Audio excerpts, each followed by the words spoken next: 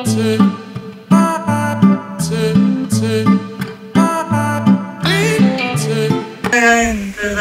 few moments later.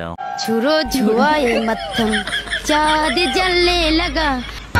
तेजस्वी लोग हैं हमारे पास, कितने शानदार विचार रखते हैं जी। না দাদা তুমি এটা করতে পারলে? তুমি এটা করতে পারলে? কি সব দেখছি? प्यार तो अंधा होता है। বলো না তুমি কে, বলো না।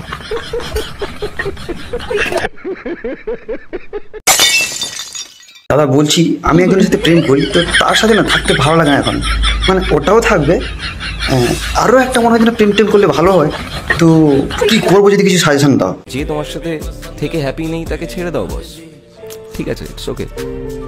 তুমি এমন অনেক মানুষ পাবে যে তোমার কোম্পানিটাকে এনজয় করবে। সাবাস দাদা, এরকমভাবে মোটিভেট দিতে থাকো আর আমি মানে মোটিভেট নিতে থাকি পুরো ওই সূর্যের পুরো ইউভি রশ্মির মতন। ঠিক আছে, শিরায় শিরায় রক্ত, আমি তোমার ভক্ত, পুরো খাঁটি ভক্ত বলে রাখলাম। যাদের জীবনে প্রেম ধরো আসছেই, অ্যাস্ট্রোলজিক্যাল রেমেডি তাদের জন্য কি?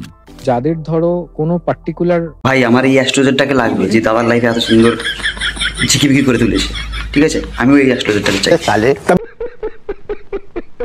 কাল থেকে সবাই একটা জিনিস পোস্ট করছে গৌরব তোমাদেরকে নিয়ে, যে দাদার বউ কেন ছেলেদের মতন দেখতে। তো এইসব কথাগুলো একটু মানে এইসব বডি শেমিং না করলে আমার মনে হয় ভালো।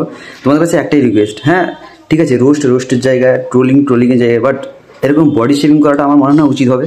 তো সবাইকে এটাকে অ্যাভয়েড করে যেতে বলবো। আর দাদা শাদি মুবারক, শাদি ভালো কাটুক, শুধু লাইফটা না যেন কাঞ্চন মল্লিক হয়ে যায়, এটাই শুধু রিকোয়েস্ট।